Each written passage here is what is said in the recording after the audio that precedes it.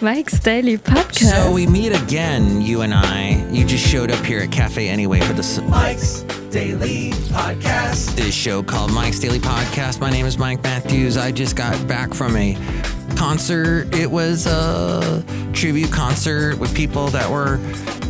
There was a lot of white people. It was a tribute concert to The Cure and to The Smiths. And for sure, there was also a tribute band to Stone Roses. Do you know them? Do you know them? Do you know? Do you? Mike's Daily Podcast. They sang songs too in the 80s, I guess. I learned a little bit about them. I didn't know them before. Mike's I don't think. Daily A way to have a greatest hits Podcast. album of theirs, I think. Yeah! Hey, I'm trying to buy a new car. If you have a new car for selling, please let me know. 336mm Daily, 3 plus 3 equals 6. MM is in Mike Matthews. Daily is in what this podcast will try to be. Because it tries to be that, because that's the name. Mike's Daily Podcast. Are we going to do the podcast picture of the tribute show thing last night? I think possibly I will do that. There was a guy who was supposed to be doing a Morrissey impression, and he did a pretty good job. Because he did the whole thing when he sang. If you don't know who Morrissey is, then that meant nothing to you. I'm sort of dragging this out in what the episode is because I have completely it's 1977. That's right. 1977. 1977. Dang, that year. I can remember stuff. I think, was Carter president at that point? Yeah. I think he was 76 to 80, and then we had Reagan. And then the 80s came along, and then we had Morrissey and The Cure and everything. Actually, The Cure first came out in the 70s. Let me tell you, I would have brought you a Mike's Daily Podcast on Thursday, but... And here's today's podcast picture. I think it's going to be of the venue I was at last night. Yes, I have this interesting picture here of the mirror ball going crazy. Oh yeah, let's do that with the... Bam, there, I've got it. It's of the Cure-ish band performing, and it's at the Chapel in San Francisco. Big thanks to Stormy Phoenix for getting me in. And I met a guy named Spud who used to be the PD at Live 105. I probably sent him an audition tape. Basil's like, why didn't you take me to the concert too? Instead, I had to stay home. Sorry, Basil. By the way, Robin Hitchcock is going to be at the Chapel. Looks like March 3rd. If you don't know who Robin Hitchcock is, look up his stuff. He had some great 80s stuff and a couple 90s songs. In fact, he did some stuff with Michael Stipe about the time that REM was huge in the late 80s, early 90s. He did some stuff with them. Oh my gosh. Hey, if you want to completely go insane and be all stressed out all the time and lose all your hair, I don't have any hair left, so I don't really care about that. But if you want to do all that, manage 20-somethings.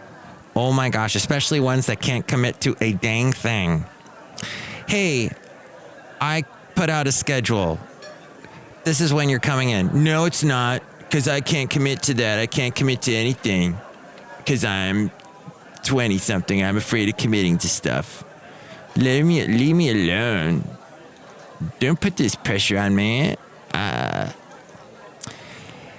don't want to get up early. I don't want to stay late. I don't want to do anything.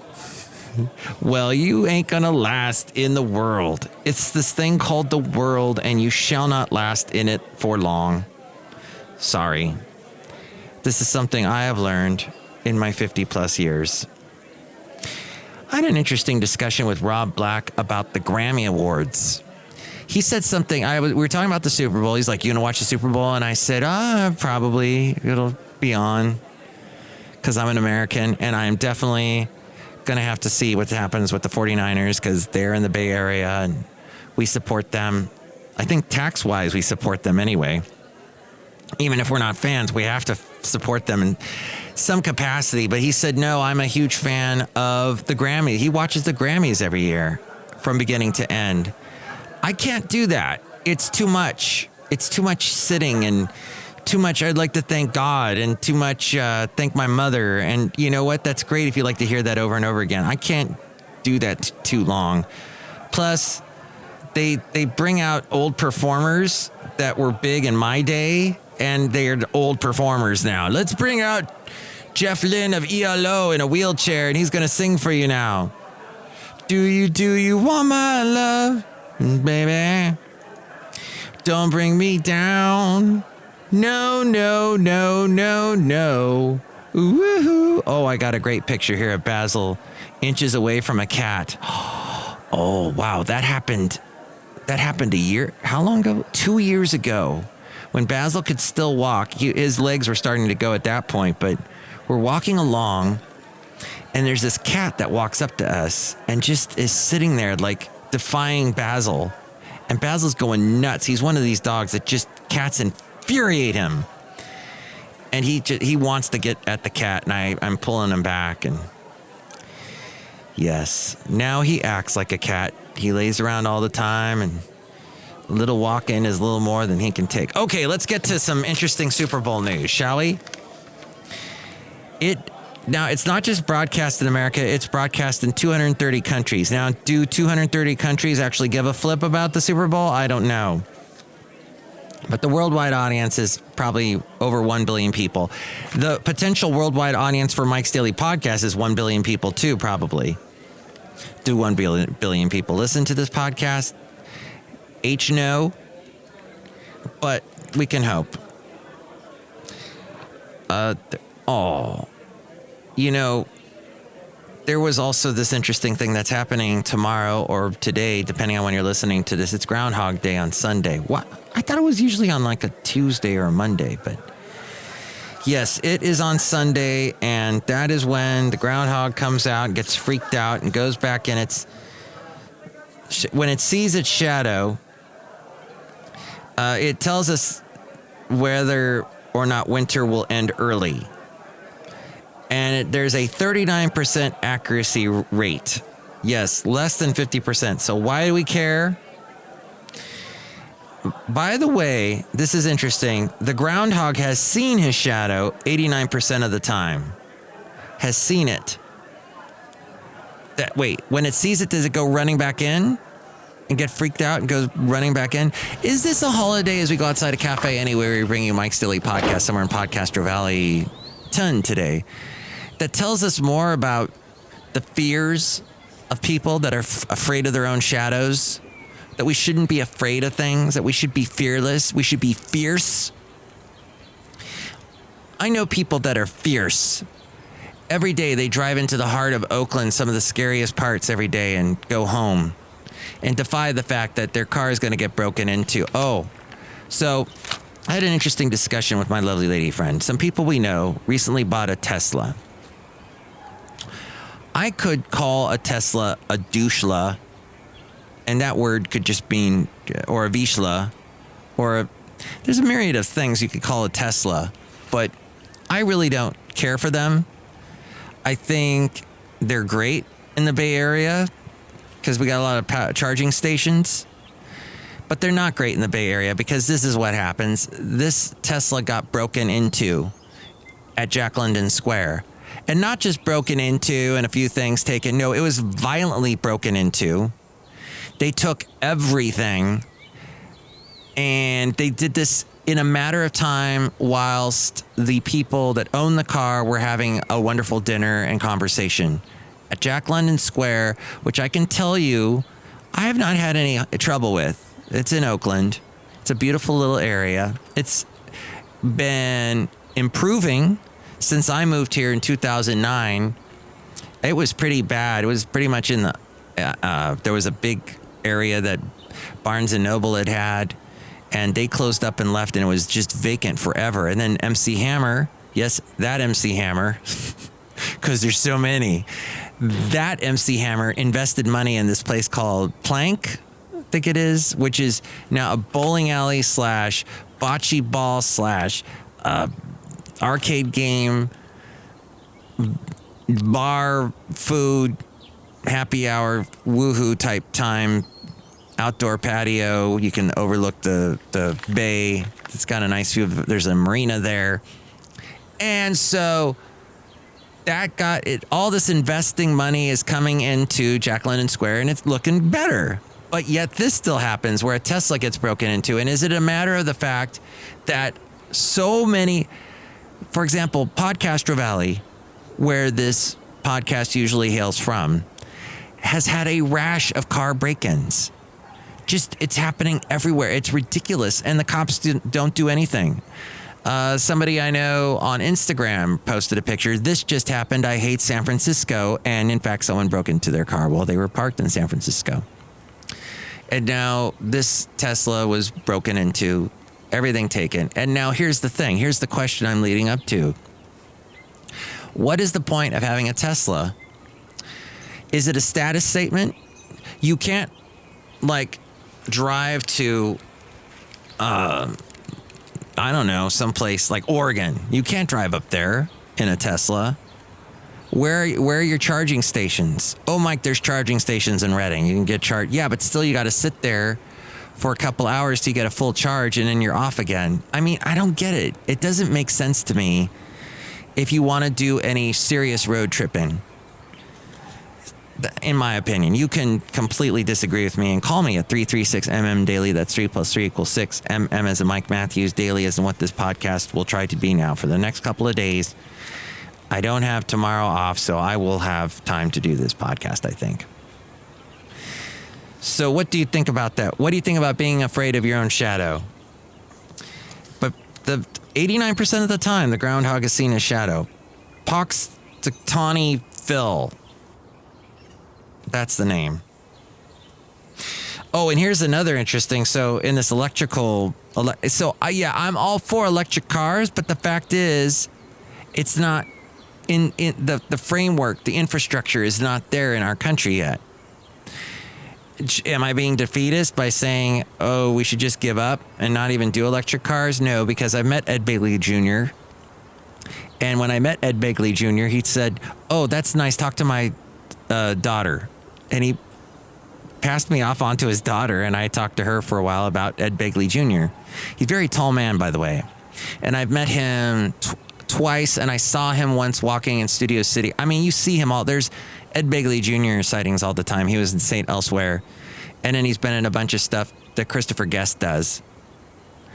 And then he was on Arrested Development, too. He was the guy who kept all his facial hair and everything, his eyebrows and everything kept falling off. Because it was alopecia. That's right. Ed Begley Jr. So, am I being all anti-Ed Begley Jr. by saying that? I'm just saying that if I'm a person that wants to spend my money wisely, I ain't buying an electric car because the infrastructure isn't there yet. So when it is, then I will. But this is the kind of thing that happens. You have these people, like a friend of ours who wanted to be all electric minded and think, let's get away from gas and get her electric car. And look what happens. In Oakland, it gets broken into. So here's the question I have for you. If you're anti-Trump, isn't all of this giving fuel to Trump, who criticizes Oakland and San Francisco regularly about our homeless problem, about our crime, about us being sanctuary cities, and that we don't get a tighter grip on this stuff? Never mind the sanctuary city stuff, but all of this crime, all of this just detritus. I mean, there is a part of Oakland full of tents. And generally, when you have those areas full of tents, a tent city, there's going to be pollution and waste and disease. I mean, it's like a third world country in these little areas. And doesn't that give fuel to Trump's fire? I mean, that just... all of that, the existence of Oakland and San Francisco right now, I have to say, as a resident just south of Oakland, it gives fuel to Trump's campaign and is all the reason why he's going to win this year. I'm sorry. You may hate him. I have problems with him, but at the same time, I know he's going to win because of the existence of Oakland and San Francisco. If we could get our act together and get it moving like a fine running thing that runs well and show Trump a thing or two. But how can we say anything negative about him? It's like, he's right. It's crap. He's right there. These cities are going to heck in a handbasket. But at the same time, I get off of the BART in Oakland the other day to meet with my lovely lady friend, which was on Thursday night. One of the reasons why I couldn't do the podcast Thursday night. And then last night I couldn't do the podcast because I was at the, this is my show where I just tell you why I can't do a daily podcast, but it's called Mike's Daily Podcast. Anywho, the daily podcast that was interrupted, that's what I'm going to say from now on. It is Mike's Daily Podcast. Occasionally I get interrupted. Life interrupts me from time to time, and I can't do it.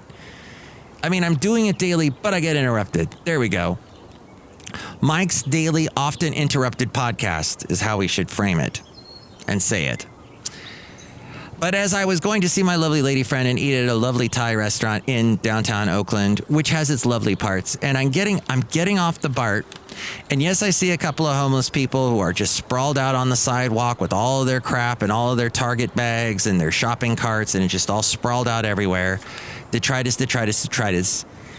I'm also seeing young people, and they're in their business suits, and they're hanging out with other young people, and they're getting off and they're getting on their little power electric scooters that they just rented with their apps, which apparently cost more than if you were to get a Lyft to take you where you want to go and use fossil fuels to go to where you want to go. And they're out jogging, and there's just all of this life happening, and all of these people saying, there is a future, Mike, shut the heck up. It's going to be fine. And don't be afraid of your own shadow, Mike. Don't be afraid. It's going to get better. Did I just answer my own question? Did I have a question? Hey, look who's here. Outside. Hello, Michael Mash. It's Madame Rootabega, and I love listening to on the 92.1 FM KKTV. Oh, that's right. I'm on today, actually, noon to 6. You probably won't hear. If you download this podcast or listen to this podcast early, you can still catch me at 92.1 FM KKDV in the Contra Costa County area or on kkdv.com. And I will be on tomorrow morning from 6 a.m. to noon and playing that hot country music. No, wait, that was my old job at Kehei in Ventura, where characters like Madame Rootabega, Valentino, and Bison Bentley came from. Do you remember those days, Madame Rootabega? Yes. Do you remember being on the show every night with me at the Santa Fe Cafe? Yes. Do you remember all the fun times we had? No. Yeah, we had some fun times. Look who else is here. Hello there, Mike. This is Valentino, the back of your ding. And this is Bison Bentley. Do you know that? Mike, we heard that Mary Higgins Clark died. Yeah, Mary Higgins Clark. Do it. Mary Higgins Clark, 92, the queen of suspense, has passed away. I only bring that up because I know Mary Higgins in Alabama. I gave her first radio job. I don't think she's still in radio, though. She got smart and got out. But at any rate, that's the only Mary Higgins I know. But Mary Higgins Clark has passed away. Hey, another interesting fun fact, Valentino, that Americans will eat over 12 million pizzas on Super Bowl Sunday. Wow, that's amazing, Mike. If I ate a pizza right now, I'd be very happy. Yeah, happy. Do it. And also, let's see what other fun facts can I pull from this piece of paper that was used by the morning show on KKDV on Friday. The Hummer, going back to electric type cars, is making a comeback with a battery-powered pickup truck. The truck will go on sale starting in September of 2021. It will be, or 2021, however way you're going to say it. It will be able to go from 0 to 60 in 3 seconds with 1,000 horsepower. See, that was a big complaint about Hummer. It doesn't get miles to the gallon. It gets gallons to the mile. Now, it's gonna be what happened to my voice. And now, it's gonna be electricity to the mile. We'll see. Now, see, I applaud that.